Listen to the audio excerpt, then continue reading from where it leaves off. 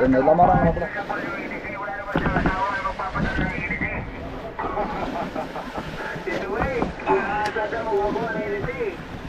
Mayroon ako sa bahay. Mayroon sa bahay, hindi nyo. Kopay.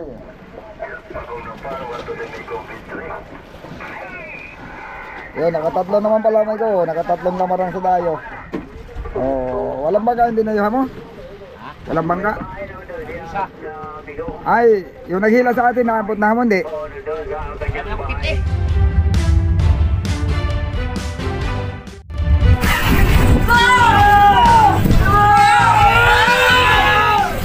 Wala pa rin kumain sa madaling araw. Medyo masilig, malakas ang agos.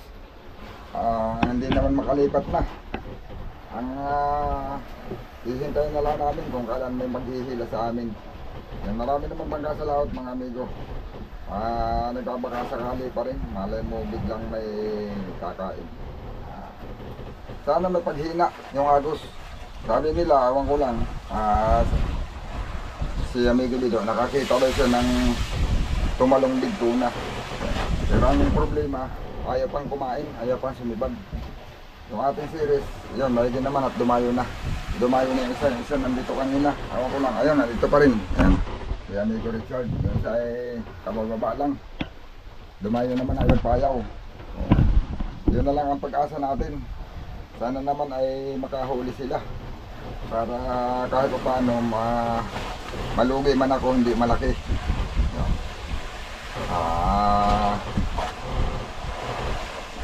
Pag may bababang bangka, siguro kung sa tingin ko ay malakas din lang naman yung agos, hindi kami makakaporma ng pananawil masyado. Baka magpahila na lang ako para makabalik na lang uli kami sa laot. Nahirapan niya maghanap mga amigo nung ang ating bangka ay nakakatakbo, lalo na yung ganito na aaso lang kung kailan mahihila. Pwede naman ako magpahila sa aming service paglilipat ng ibang payaw. Kaso lang, kung malakas naman yung agos, dito lang din ako pwedeng ilipat sa mga kalapit din lang na buya. Ay ganun pa rin, malakas pa rin ang agos, hindi na makakatakbo kung ng malayo. Ganun. Kaya depende, pag-isipan natin kung magpapahila na kami pauwi o maghihintay pa ng pagdawi ng tuna bago kami umuwi. Ayan mga amigo, walang magawa kung hindi maghintay sa aking mga service. Ayan, kung maganda sana ang agos, baka makakahuli. May mga tuna lang dito sa mga payaw na aming tinatalian. Ang problema, masilig. Kahit sana, kahit hindi nakakatakbo kami at putol nga yung ilis kung maganda ang agos, may posibilidad na makahuli. At may mga tuna lang naman dito. Kaya ito, palibas at magos, nagsusubok pa rin naman. Susubok-subok pa rin. Ayun, may mga hulog kami. Yan, mga buhay mga amigo ang pinain ko dyan. Ayan, akin yan, dalawang nag-area na yan. Nagbibira-bira ako at nagbubuhay-buhay. Baka sakaling madadaanan. At pag minsan na kahit may siligay, may posibilidad na madaanan. Kaya lang, iba pa rin yung walang agos. Gawa ng isda talaga, naikot yan sa payaw. Saka hindi lutang, hindi palayo yung aming nylon. Ito, wala kaming magawa kung hindi kami makalipat. Pag bumaba yung aming service, dumayo sa ibang payaw. Ayun, ang trabaho namin dito maghintay. Ito iba nga, sisikang pahinga muna at kagabi. Sinubukan baka sakaling sa gabi nga naman makakahuli. Wala din naman kumain kagabi. Gawa ng may silig-silig nga. Malakas ang agos. Nakakahuli pa rin naman kahit malakas ang agos. Sabi nga nila, tsamba-tsamba lang. Natsatsambahan minsan. Sana naman makatsamba nga. May lamarang na pala.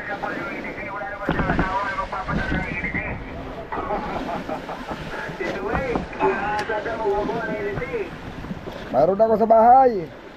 Mayroon sa bahay, hindi nyo. Kopay.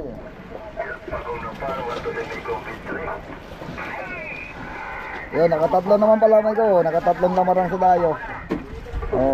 Walang bangka hindi na mo? Walang bangka? Ay, yung naghila sa atin, naabot na mo, hindi?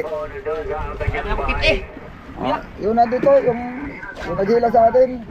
kaya isang bangka, dalawa ngayon, nagkatabi ng buya. Oh, yan. Nakahuli sila yung bangka na yan. Yan ang nakahuli ng isang piraso kaninang maga. Wala, kayon pa yung dating yan. Bangka yan. Hindi, dumaan lang yun dyan. Si ano yan? Si ano yan? Yung naghila sa atin. Ay, dili naman, oy. Bago nang dating, galing doon, galing dito. Sa baba ng bangka nun, di ba may bangka dyan? Oh. Galing na doon. Pero nandyan siya banda. Umalis na siguro. Oh, wala na may bangka, wala na may bangka niya. Nandyan yan kanina. Kausap ko pa nga, nakahuli sila isa. Nandito na ako, wala yung bangka. Rumbo 200, yan o. Rifle 3. Doon ko sa... Ito, bangka isa oh. May buyat na di banda. Walang kalahating milya. Wala naman bangka, ilang taon ito, wala. Sabi mo. Yung bangka kanina diyan ko, yun ang binunod siya yun. Tanaw na tanaw, malapit, 2 milya lang dito ay mahigit. Nakahuli ng isa kanina sa Araw? pagliwanag na. Pero sa sa mother pa din. Sa kwan. Sa tali, nakatali pa rin sila. Wala na may bangka niya, bago mo lang dating ng bangka. Umalis na yata yun at may plano siyang umalis ay. Lilipat na yata. Awan ko saan tatakbo. Hinintay lang niya yung series niya. Yung isang bangka, kanina, nagdaan dito. Sa kanya yun lumapit. Pumunta sa kanya. Nagdalawa sila, tapos yung isa, dumiretso lang din, umalis lang din. Yan na nga yun, yung sinasabi mo, dumaan dito yun, yung bangka na sinasabi mo. Dumaan dito yun, dumiretso lang din. Walang radyo. O walang radyo. Di ka na dato sa isang bangka.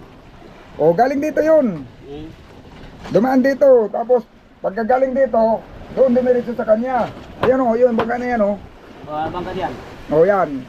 Dumaan lang naman, hindi daw dumiretso lang din. Doon, tali sa isang buya. Ha? Tali sa isang buya. Doon sa isang buya tumali sa kalapit. Oo. Oo. Ang ang baba. Kirby mang litra na. Wala kong kuwag number. O yung unang, yung Kirby din yun. Rifle 3 yung tinatalian ni Oyim. Yan na nga, yung bangka nga na yan o. Yun o. Baka nang bago nang dating. Hindi yan ang bagong dating, yan ang dinaanan niya. Yung dumating diyan, yung umalis din. Yan ang dinaanan niya. Oh, yan. Dumaan dito yan. Yan mga amigo, alas 6:57 na ng gabi. Yan, tapos na uli ang maghapon. Maghapon na naka-steady sa payaw, hindi makalis at ang ilis ay putol. Yan, yung ating service lang ang nagdadayo. Yan. Nakapag-uwi naman ng 3 pirasong lamarang ngayong maghapon. At saka hindi ko na lang binibidyo mga amigo, pero may mga huli kami dito, mga tagkakalahating kilo, ang laki na tulingan. Siguro may kalahating kilo ang isa, yung iba naman mga 3 ay 1 kilo. Ganun kalalaki. Ayun hindi namin pinapaspasan ng pangangawil lang, huhuli lang kami na para ipapain namin. Tapos pag kayong sumusubra sa pamain, hindi kaya kaya namin, pagkatansya namin patayin at hindi kinain, binabanton, lagay ulit sa lalagyan. Yan. Siguro, ano kasi yan mga amigo, pag dinamihan, lalambot pa yan. Gawa ng, may in-order na akong LC na pinapadala ko. Dadating yun dito, aming kakabit. Sana magkaigi dahil yung ilis nyo nasa bahay, malaki yung balongbong. Bubusingan ko na lang para gagawa ko lang ng paraan para makapaghanap buhay kami. Sayang kasi kung iuwi ko kaagad, maraming ido. Ayun, baka bukas ng gabi pa yun dadating dito o sa kinabukasan.